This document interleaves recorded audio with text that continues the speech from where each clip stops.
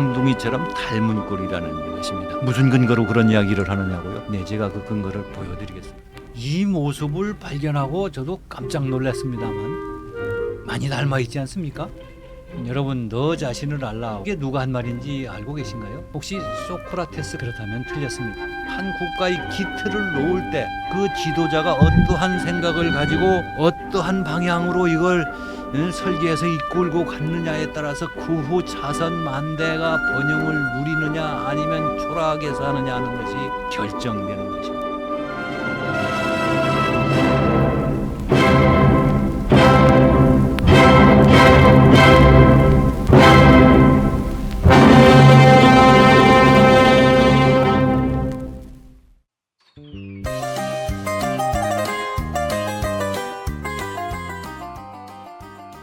아테네의 길을 묻다. 먼저 영상 하나 보고 강의를 시작하겠습니다.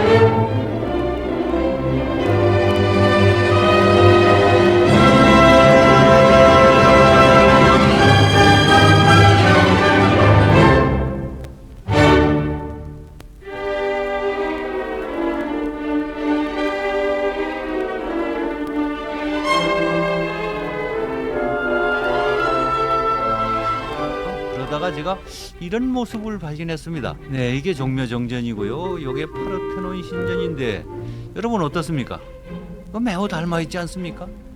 저도 깜짝 놀랐습니다만 놀랍습니다. 어떻게 2500년 전 고대의 아테네 사람들과 조선왕조 500년 전 사람들이 어떻게 똑같은 생각을 하고 또 그 똑같은 생각을 이렇게 건축물로 표현했다는 것이 정말 놀랍지 않습니까? 고대의 아테네와 대한민국은 이렇게 쌍둥이처럼 닮은 꼴이라는 것입니다. 무슨 근거로 그런 이야기를 하느냐고요? 네, 제가 그 근거를 보여드리겠습니다. 근데 아테네는 이렇게 찬란한 문명의 국가가 되었고요. 스파르타는 이렇게 초라한 모습으로 남아 있습니다.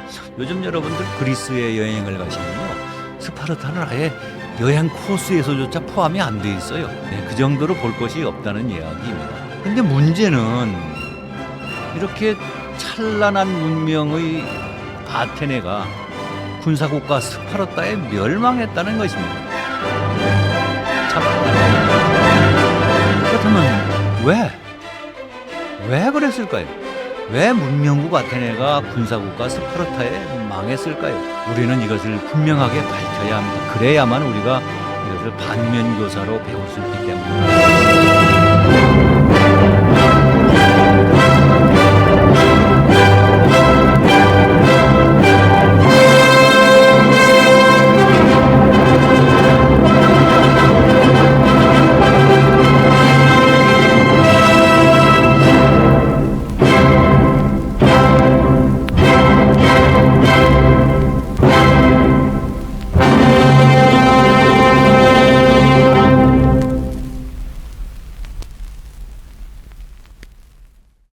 아테네의 길을 묻다. 오늘은 제1강과 2강을 통합하여 아테네와 대한민국은 어떻게 쌍둥이처럼 닮은 꼴인지에 대하여 말씀드리겠습니다. 먼저 이 영상을 하나 보시고 시작하겠습니다.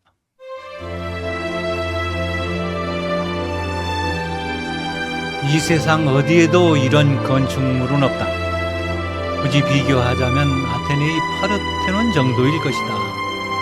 이것은 20세기 최고의 건축가라고 일컬어지는 프랑크 게리라는 분이 하신 말씀인데요. 이 사진은 배병우 작가가 찍은 사진입니다. 정말 건축물도 아름답고 또 사진도 아주 멋지게 습재져 있습니다. 그런데 프랑크 게리가 말했듯이 종묘의 정전을 이 파르테논 신전과 비교할 수 있을까요? 뭔가 너무 좀 과장된 얘기가 아닐까요? 그래서 프랑크 게리라는 사람이 어떤 사람인가 한번 알아봤습니다. 그랬더니 1929년생이니까 지금 95세가 되신 분인데 지금도 왕성한 활동을 하신다고 합니다. 이것은 그분이 설계한 구겐하임 박물관의 모습인데 정말 멋있지 않습니까? 정말 위대한 건축물을 많이 남긴 분인데요. 이분은 건축계의 노벨상이라고 불리는 프리츠커상을 받으셨고요. 또 전 세계 유명한 대학에서만 골라가지고 박사 학위를 받았다는데 명예박사가 19개라고요. 지난 세기 최고의 건축가라고 평가하는 사람도 있습니다만 이런 분이 어떻게 허튼 소리를 했을 것 같지는 않고요. 제가 그래서 이걸 이리저리 비교하다가 이 모습을 발견하고 저도 깜짝 놀랐습니다만 많이 닮아 있지 않습니까? 네, 그런데 이것은 눈에 보이는 애관상의 공통점에 불과하고요. 그보다 더 중요한 것은 바로 이것이라고 합니다. 바로 보이지 않는 내면의 공통점이라는 것인데요. 그것은 바로 꾸밈이나 장식이 없는 단순함이라고 그렇게 말을 합니다. 그것을 사람들은 절제미라고 이렇게 얘기를 하던데요.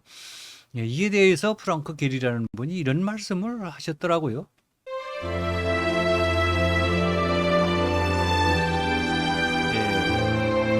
이것은 프랑크 게리가 종묘 정전을 바라보고 있는 뒷모습입니다. 그는 일찍이 한번 한국에 다녀간 적이 있었는데 종묘 정전은 반드시 보아야 한다면서 두 아들과 두 며느리 그리고 가족들을 대동하고 우리나라를 다시 한번 찾아왔다고 합니다. 그때 아들과 며느리들에게 이렇게 얘기했다는 거예요. 이 얼마나 아름다우냐. 마치 아름다운 여인이라는 것은 굳이 설명이 필요 없는 것처럼 이 안에 들어서는 순간 이 종묘의 정전이 얼마나 아름다운지를 느끼게 될 것이다. 특히 바로 이 고귀한 단순함 그리고 조용한 위대함 이거를 느낄 것이다. 이렇게 말을 했다고 합니다. 그 말을 한마디로 요약을 하면 종묘 정전은 단순함으로 위대하다는 것이었는데요. 그래서 이 단순함이라는 것이 어떤 것인지 좀 여러분들이 분명하게 느낄 수 있도록 제가 단순하지 않은 건물 몇 개를 좀 보여드리도록 하겠습니다. 바로 이것은 쾰른 독일에 가면 보실 수 있는 대성당의 모습인데요. 특히 정문후의 장식이 아주 유명하지요. 아름다운 장식이 빼곡하게 들어차 있는데 빈틈이 없습니다. 그야말로 단순함과는 거리가 멀지요. 또 하나 보여드릴까요? 이것은 이탈리아의 베니스에 가면 볼 수 있는 산마르코 성당의 모습입니다. 특히 이 성당은 정문 위에 있는 예수 승천도와 문틀 조각이 유명합니다만 정말 화려함의 극치를 보이고 있죠.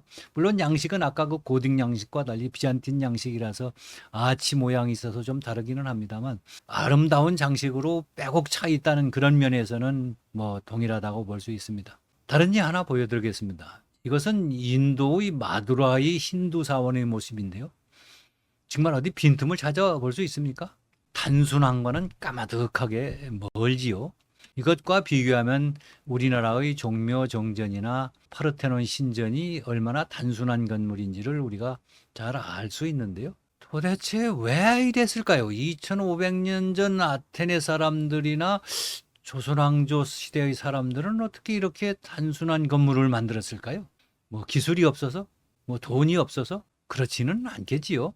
아마 뭔가 특별한 의미가 있을 텐데요. 그 의미를 이렇게 설명할 수 있을 것 같습니다. 바로 델피의 격언입니다. 여러분, 너 자신을 알라. 우리가 많이 들었던 말인데요. 여러분, 이게 누가 한 말인지 알고 계신가요? 혹시 소크라테스가 한 말로 알고 계신 것은 아닌가요? 그렇다면 틀렸습니다. 이것은 우리가 고대 아테네에 대한 우리의 지식이 상당히 좀 부족하다는 것을 여실히 드러내는 말이기도 한데요.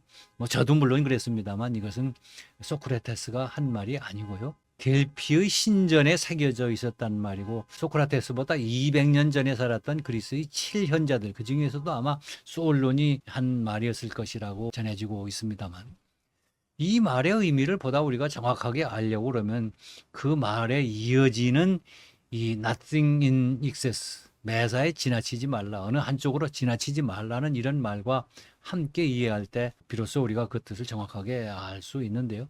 우리는 지금까지 그저 너 자신을 알라 이 한 말만 알고 있었습니다만 이 두 말을 합쳐서 우리가 생각해 보면 이렇게 이해할 수 있을 겁니다. 우리 사람이라는 것은 완전하지 못하지 않느냐, 그리고 언젠가 죽는 존재 아니냐, 그 한계를 알아라. 그러니 매사에 너무 지나치지 말아라, 어느 한쪽으로 치우치지 말아라, 이런 격언으로 우리가 이해할 수 있을 겁니다. 그런데 이렇게 얘기를 하고 보면 여러분 어디서 이 말 많이 들어본 말 같지 않습니까? 네, 바로 그렇습니다. 조선왕조 500년 사람들이 그렇게 신성시했던 유교 사상의 핵심 가치인 중용과 일맥상통하는 얘기 아니겠습니까? 여러분 놀랍지 않습니까? 2500년 전 고대의 아테네 사람들과 500년 전 조선 왕조의 사람들이 똑같은 생각을 했고 그 똑같은 생각을 건축물로 표현했다는 것이 정말 놀랍지요. 그러나 여러분 놀라지 마십시오. 이것만이 아닙니다. 제가 지난 한 5년 가까이 고대 아테네 그리스 역사를 공부했는데요. 그리고 나서 깨우친 것은 바로 이것입니다. 아테네와 대한민국은 이렇게 쌍둥이처럼 닮은 꼴이라는 것입니다. 무슨 근거로 그런 얘기를 이렇게 함부로 하느냐고요? 예, 제가 그 근거를 보여드리겠습니다. 근데 아까 제가 그 델피 사원 얘기를 잠깐 했는데 그거에 대해서 간단히 보충 설명을 드리고 가겠습니다. 델피 사원은 보통 신탁을 받으러 간다고 이렇게 얘기를 많이 하는데 신탁이라는 것은 신에게 물어서 점을 친다는 뜻입니다. 영어로는 오라클이라고 그러죠. 이것은 델피 사원을 복원한 그런 모형인데 델피 박물관에 갔으면 보실 수 있습니다. 이러한 사원이 고대 그리스에는 여러 곳에 있었지요. 그런데 바로 이 델피 사원이 가장 유명했다고 그러고요. 그리스뿐만 아니라 멀리 터키나 지금의 중동 지방에서까지 이곳으로 점을 치러 왔었다고 그러죠. 물론 지금은 이렇게 완전히 폐허의 상태로 남아 있습니다.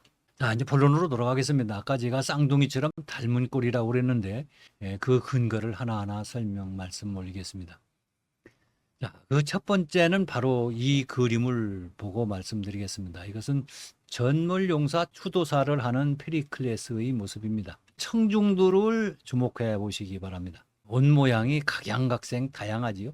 그리고 그들이 앉아 있는 사람, 서 있는 사람, 손을 들고 있는 사람, 자유분방한 모습이지요. 이 페리클레스는 아테네의 황금 32년간 아테네를 이끌었던 유명한 명정치가였고 아주 명연설가였습니다만 자기가 완성한 저 파르테논 신전을 가리키면서 또 자기가 완성한 민주주의에 대해서 자신감 있게 연설을 하고 있는 장면입니다. 즉 이 장면은 바로 아테네가 자유민주주의를 달성한 그 순간의 모습입니다. 그와는 좀 색다른 장면 하나 보여드리겠습니다. 이것은 우리나라에서 1987년도 민주화 시의 모습입니다. 저는 이때 우리나라의 민주화가 드디어 완성되었다고 생각을 합니다. 그렇게 놓고 보면 이 장면은 자는 모습의 두 장의 사진입니다만 그 내용으로 들어가 보면 이 두 장의 사진은 자유민주주의의 완성을 의미하는 그런 의미입니다. 즉 아테네와 대한민국 두 나라가 같이 가지는 공통점이라고 볼 수 있습니다. 자, 두 번째 공통점은 바로 이것입니다. 그리스는 아주 척박한 곳입니다. 특히 그 중에서 아테네가 있는 그 아티카 지방이 더했는데요. 이렇게 거의 반사막에 가까운 지역이었습니다. 연 강수량이 350mm도 되지 않았거든요. 아테네는 그야말로 찢어지게 가난한 나라였습니다. 뭐 초급 목피조차도 어려울 정도였죠. 그럼 우리나라는 어땠었나요? 제가 설명드릴 필요도 없이 전 세계에서 가장 가난한 나라였지 않습니까? 이렇게 아테네와 대한민국은 그 출발선상에 있을 때 이렇게 또 공통점을 가지고 있지요. 자, 세 번째 공통점으로 들 수 있는 것은 그것을 벗어나기 위해서 아테네가 취한 방도는 바로 이것이었습니다. 이 피레우스 항구의 아주 번창한 모습인데요. 지금 보아도 아주 멋있을 정도의 그런 건물이 있을 뿐만 아니라 멀리 시내가 보이는데 그곳까지 이렇게 성벽을 쌓았습니다. 한 7km가 좀 넘는 거리인데요. 그 성곽의 가운데로 사람들이 통행을 하고 그 양옆으로는 각종 점포와 상점들이 즐비했다고 그러거든요. 어느 역사가는 이렇게 말했더라고요. 이곳이 바로 고대 지중해 세계의 무역센터였다. 아테네는 바로 해외 교역에서 활로를 찾았던 것이죠. 우리 대한민국 어떻습니까? 뭐 제가 설명드릴 필요 없죠. 바로 이렇게 수출 주도 경제 성장으로 국가를 발전시켰다는 이런 점에서 보면 아테네와 대한민국은 아주 쌍둥이처럼 닮아 있다고 해도 조금도 지나친 말이 아니라고 생각을 합니다. 자, 네 번째 공통점을 보기로 할까요? 고대 아테네는 그야말로 철학, 과학, 의학, 문학, 연극, 교육 등 그야말로 지중해 문명의 중심지였지 않습니까? 우리나라는 어떻습니까? 뭐 그 정도까지는 아니라고 하더라도 전자, 반도체, 2차 전지 등 각종 산업은 물론 음악, 영화 등 한류 문화의 중심지로 막 떠오르고 있지 않습니까? 머지않아 우리 세계의 중심이 되리라고 기대 섞인 전망을 해볼 수 있지 않을까 생각도 하는데요. 아무튼 이런 점에 있어서도 아테네와 대한민국은 뭐 흡사하다 이렇게 볼 수 있을 것 같고요. 다섯 번째 공통점은 바로 이것입니다. 이것은 올리브를 수확하고 있는 한 가족의 모습인데요. 자, 이 장면을 보실까요? 이것은 우리나라에서 김매기를 하고 있는 가족들의 모습입니다. 이 두 장면이 의미하는 바에 대해서는 캘리포니아 대 빅터 한센이라는 분이 설명을 아주 잘했던데요. 이렇게 자부심이 강한 자장농이 바로 민주주의 경제적 번영의 원천이라고 이렇게 설명을 하고 있습니다. 이런 자장농이 바로 민주주의와 경제적 번영의 원천이 되었다는 점에서 바로 아테네와 대한민국의 공통점이 있다고 생각을 합니다. 그 여섯 번째 공통점은 바로 이것입니다. 저는 이게 가장 중요하고도 특별한 공통점이라고 생각하는데 이것은 올림피아에 있는 체력 단련장, 짐네지온, 여기서 유래된 짐이라는 말을 많이 사용합니다만 지금은 이렇게 이제 기둥만 남아 있더라고요. 이것은 뭐 무슨 장면인지는 나중에 또 설명을 드리겠습니다만 자, 이 짐네지엄에서 아테네 사람들은 하루에 적어도 한두 시간씩 운동을 하는데요. 꼭 대련을 합니다.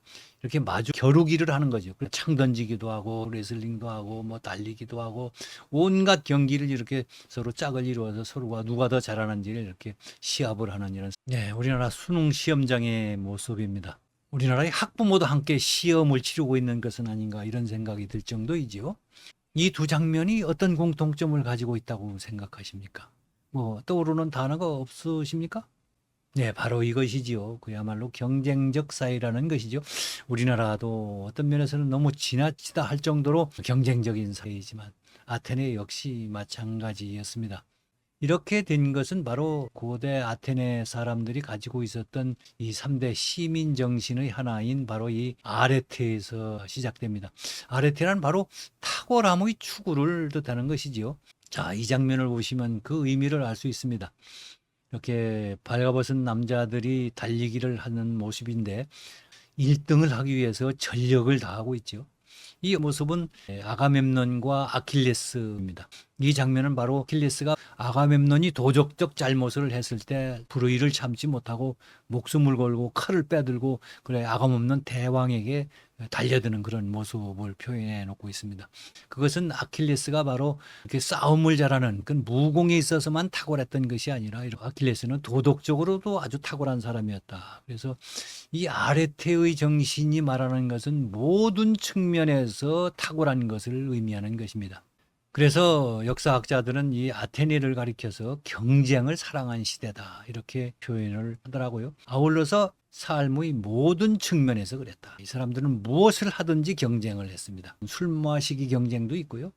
또 목소리 크기를 다투는 그런 경쟁도 있었어요. 영국도 그 경쟁을 해서 1, 2, 3등을 꼭 뽑았습니다. 이것이 아테네 사회를 빠르게 발전시키는 원동력이 되기도 하였던 것입니다. 이런 점에서 우리 대한민국과 아르테는 뚜렷한 공통점을 가지고 있다고 생각을 합니다. 그리고 마지막으로 7번째는 바로 이것입니다. 아테네도 그렇고 우리 대한민국도 그렇고 민주주의와 경제적 번영을 동시에 달성한 나라이죠. 인류의 역사 5천년 중에서 이런 나라가 극히 드문데 바로 아테네와 대한민국이 이런 점에서도 공통점을 가지고 있다 이렇게 말씀드릴 수 있겠습니다. 또 하나 빼놓을 수 없는 것이 바로 아테네의 건국의 아버지라고 할 수 있는 솔론이 단행했던 토지개혁과 우리나라 건국의 아버지라고 말할 수 있는 이승만이 했던 농지개혁이 이게 또 쌍둥이처럼 닮아 있다는 것이. 그 공통점으로 우리가 빼놓을 수 없는 것은 이 양쪽 모두가 이 개혁으로 인해서 현재 당면하고 있는 문제를 해결했을 뿐만 아니라 미래의 발전을 위한 설계도가 충분히 되었다는 점에서도 공통점을 가지고 있는데요. 특히 주목해야 될 것은 바로 이것입니다. 즉 인간의 내면에 깃든 본원적 욕구인 자유의 뿌리를 둔 개혁이었다는 것이죠. 솔론이 살았던 시대에는 자유라는 단어는 물론이고 자유라는 개념조차 분명하지 않을 때였습니다. 그리스가 이렇게 이제 되어 있는데, 그 중에 이제 아테네와 스파르타가 이렇게 있습니다. 스파르타는 여기는 연간 강수량이 700mm 가까이 됩니다. 그래서 가뭄이 빨리 해소가 됩니다. 그래서 아테네보다 한 100년 정도 먼저 국가의 틀을 갖춥니다. 쿠르고스라는 사람이 나타나서 헌법을 만드는데 이때 완벽한 농지 개혁을 단행합니다. 귀족들에게서 모든 토지를 빼앗아 가지고 그것을 시민들에게 나누어 줍니다. 그러나 시민들에게 경작권을 주지 않아요. 경작권은 국가가 가집니다. 그래서 노예를 시켜서 공동으로 경작한 다음에 시민들에게 골고루 나누어지는, 그러니까 사실상 뭐 농지의 국유화와 별 다름없는 그런 개혁을 단행을 합니다. 근데 아테네는 여러 가지 우여곡절을 겪습니다. 뭐 구테타도 일어나가지고 뭐 또 실패하니까 나라가 혼란에 빠지고, 그걸 혼란을 수습하려고 드라콘이라는 사람을 뽑아가지고 법을 좀 만들어라고 그랬더니 이 사람이 법을 너무 가혹하게 만들어가지고 후세의 역사가들이 드라콘은 법을 피로 썼다 뭐 이렇게 할 정도로 했습니다만, 특히 이 법이 문제가 된 것은 신체 담보를 인정하고 돈을 빌릴 수가 있게 됐어요. 이것이 이제 문제를 일으킵니다. 아테네 시민들은 그 농토에 대해서 애착이 아주 강한 나라였는데, 이 농토를 빼앗기고 노예로 전락하게 되니까 혹독일보 직전의 상태로 몰리게 되죠. 오죽하면 아리스토텔레스가 그의 책 아테네 헌법에서 아테네는 귀족들과 농민들 사이에 대립으로 인해서 나라가 두 쪽 날 지경이었다, 이렇게 걱정스러운 표현을 해놓은 기록을 우리가 볼 수 있습니다. 이 정도의 상태였습니다. 이런 상태에서 이제 솔론에게 이제 임무가 맡겨집니다. 이것은 이제 소장농으로 전락해서 소장료를 납부하려고 길게 줄 서 있는 아테네 시민들의 모습입니다. 여기서 이제 이 소장료를 제때 내지 못하면 결국은 이 사람들이 노예로 전락하게 되는 것이거든요. 폭동 직전의 상태에서 솔론이 어떤 해결 방안을 찾아야 될 그런 상황이었는데, 이때 이미 아테네 시민들은 스파르타에서 완벽한 농지 계획을 해서 토지의 국유화에 버금가는 토지 계획을 했다는 걸 다 알고 있거든요. 아테네의 시민들도 그런 조치를 아마 열렬하게 바라고 있었을 겁니다. 그런데 이 솔로는 아예 농지 개혁이라는 말조차 입이 뻥끗하지 않아요. 그 대신 이 사람은 부채를 탕감합니다. 그리고 부채 탕감이라는 말도 안 써요. 부담의 경감이라고 이렇게 말을 합니다. 이 솔론이 시인이었거든요. 그리고 이 사람은 언어의 마술사라고 이렇게 불릴 정도로 그 언어 감각이 아주 탁월한 사람이었는데요. 히라보로는 세이삭테이아라는 말인데, 그런데 그 경제적 효과에 있어서는 토지개혁, 농지개혁을 한 것과 똑같은 결과를 만들어냅니다.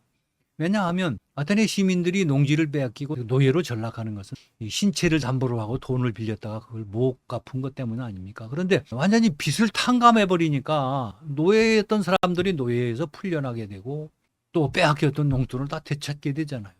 그러니까 결국은 농지개혁한 거고 똑같은 효과를 가져왔던 것이죠. 그야말로 이 사람을 현자라고 부르기도 합니다만, 그 이유 중에 하나는 이 사람이 사유재산 제도를 그자로 인정한 거 아닙니까? 그런데 이 사유재산 제도라는 것은 결국 자유의 원천인 것입니다. 자기 가족들과 함께 먹고 살 수 있는 삶의 토대가 없는 상태에서 아무리 말로 자유를 보장한다고 해서 자유가 주어지는 것이 아니라는 것이죠. 사유재산 제도가 없는 곳에서의 자유는 그냥 그림의 떡일 뿐입니다. 오늘날 공산주의 국가가 아주 대표적으로 그것을 증거하고 있지 않습니까?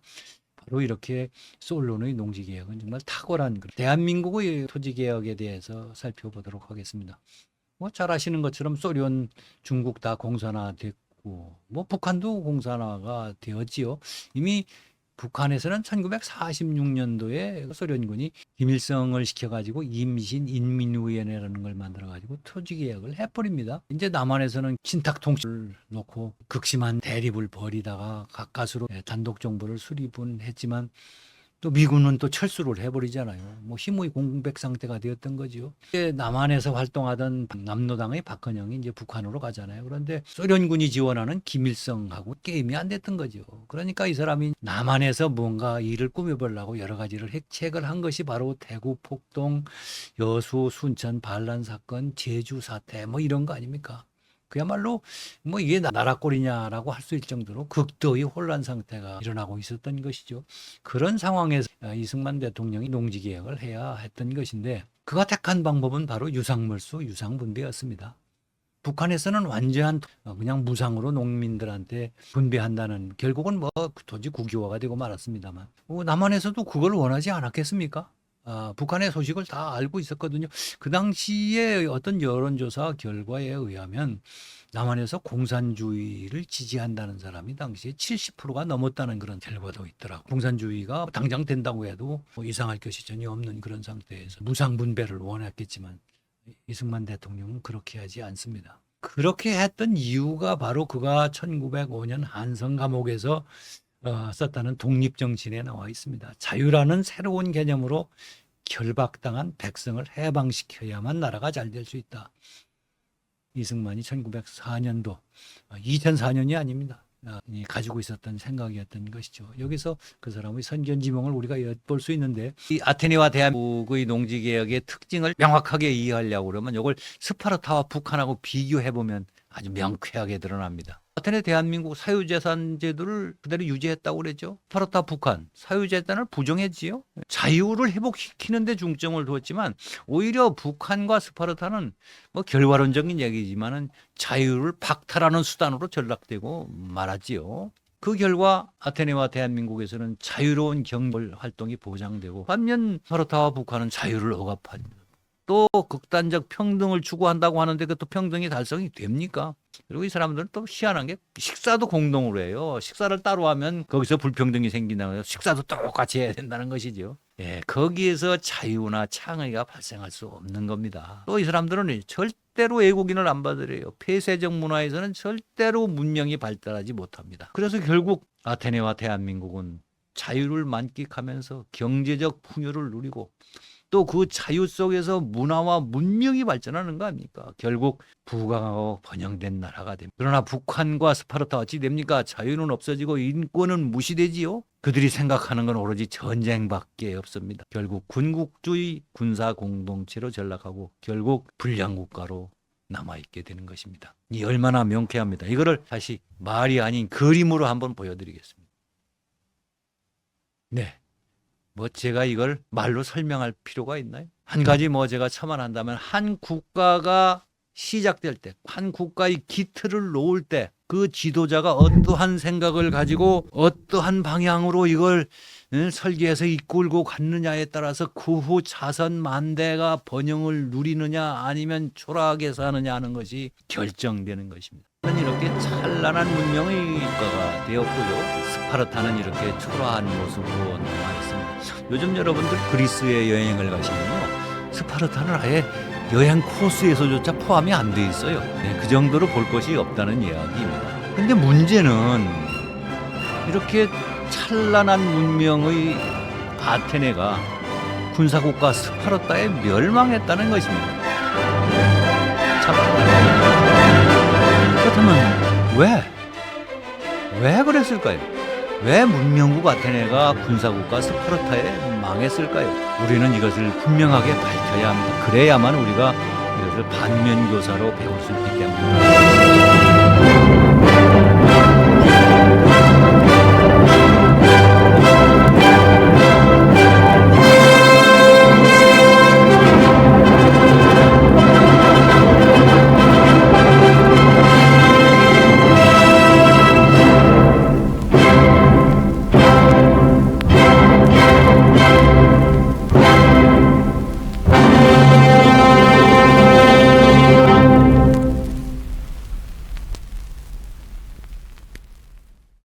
그래서 우리는 앞으로 6시간에 걸쳐서 자유민주주의 문명국가 아테네가 어쩌다가 비문명적 군사국가 스파르타에 망하게 되어 있는지 그 이유를 살펴보겠습니다. 여러분, 우리 같이 한번 이것을 공부해 보도록 하겠습니다. 여러분 감사합니다. 다음 시간에 뵙겠습니다.